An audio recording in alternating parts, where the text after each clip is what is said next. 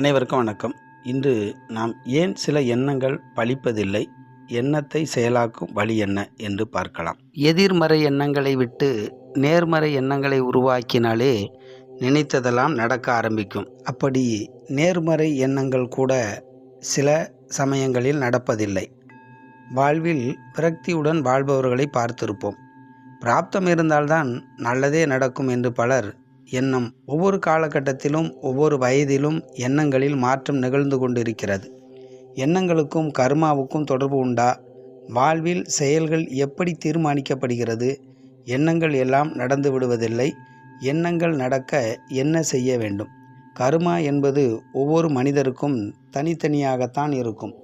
அவரவர் கர்மாவை அவரவர்தான் அனுபவிக்க வேண்டும். கர்மா எண்ணங்களை உருவாக்குமா? கர்மா எண்ணங்களை உருவாக்குவது இல்லை. கர்மா என்பது நமக்கு கிடைக்கும் வாய்ப்புகளும் தடைகளும் தான்.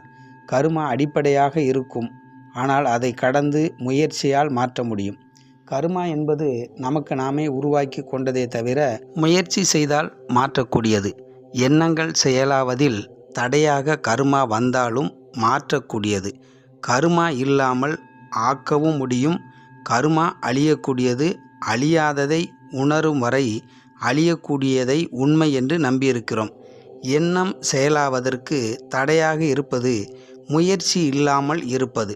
எண்ணம் செயலாக நம்பிக்கைதான் ஆதாரம். எண்ணும் செயல் நம்மால் முடியும் என்ற நம்பிக்கைதான் செயல் வடிவத்திற்கு கொண்டு வரும். நம்பிக்கை இல்லாமல் தடுமாற்றம், குழப்பம் எண்ணத்தில் இருந்தால் எண்ணம் செயலாகாது. எண்ணங்கள் செயலாவதற்கு பிரபஞ்ச ஆற்றல் வேண்டும். அந்த ஆற்றலை பயன்படுத்துவதில் குழப்பம் தருவதுதான் கர்மா. இந்த குழப்பத்தை தந்து தடுத்துவிடும். ஆனால் அதை மாற்றி நம்பிக்கையுடன் எண்ணத்தை செயலாக்கும் முயற்சி செய்தால் கர்மா மாற்றி செயலாக்க முடியும். நமக்கு நாமே பல கட்டுப்பாடுகளை விதித்திருக்கிறோம். செயல்களால் கர்மா உருவாகாமல் இருக்க வேண்டும் என்பதற்காகத்தான் இந்த கட்டுப்பாட்டை உருவாக்கிறோம். எப்படியும் வாழலாம் என்று நாம் வாழ்ந்து கர்மாவை உருவாக்கவில்லை. இப்படிதான் வாழ வேண்டும் என்று கட்டுப்பாடுடன் வாழ்கிறோம். இப்படிதான் வாழ வேண்டும் என்ற கட்டுப்பாடு எதற்கு? கட்டுப்பாடு என்பது இறைவனை அடைய தடையாக இருப்பதை தவிர்க்கத்தான். கட்டுப்பாடு விதித்தது யார்? நமக்கு முன் வாழ்ந்த முன்னோர்கள். வாழ்வியல் முறைதான். முன்னோர்கள் தவறு என்று கூறியதைத்தான் கட்டுப்பாடு என்று நாம் எண்ணுகின்றோம். கடவுள் நிலை அடைவதற்கு தடையாக இருப்பதுதான் நமக்கான பொதுவான கட்டுப்பாடு. மற்ற கட்டுப்பாடு எல்லாம் அவரவர் கர்மவினையும் வாழும் இடம், வாழும் காலம், வாழும் சூழ்நிலை பொறுத்து அமையும். இவையெல்லாம் நம்முடைய செயல்களுக்கு உதவியாகவும் தடையாகவும் இருக்கும். தடைகளையும் தகர்த்து எண்ணம் செயலாக்க மனதில் பல எண்ணங்கள் இல்லாமல் நம்பிக்கையுடன் இருக்க வேண்டும். இது எண்ணங்கள் செயலாக்கும். எல்லா செயல்களும் நடப்பதற்கு பிரபஞ்ச ஆற்றல் வேண்டும். அதை பயன்படுத்துவதில்தான் நமக்கு பல தடைகள் இருக்கிறது.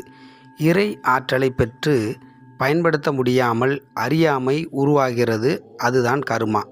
இவை எல்லா தடைகளையும் அகற்றி எண்ணம் செயலாக்க வேண்டும் என்றால் நம்பிக்கையுடன் தவம் செய்தால் எண்ணம் செயலாகும். தவம் அறிவை அதிக பயன்படுத்தி தெளிவை தரும். எண்ணம் செயலாவதற்கு பிராப்தம் வேண்டும், அல்லது பிரபஞ்ச ஆற்றலை பயன்படுத்தி செயலாக்கும் அறிவுத்திறன் பெற்றிருக்க வேண்டும். இல்லை என்றால் நம்முடைய எண்ணம் கனவில்தான் நடக்கும். எண்ணம் செயலாவதற்கு முயற்சி செய்து நாம் தவம் என்ற தகுதியை உருவாக்க வேண்டும். தவம் செய்தால் எல்லா எண்ணங்களும் செயலாகும். நன்றி. மீண்டும் சந்திப்போம்.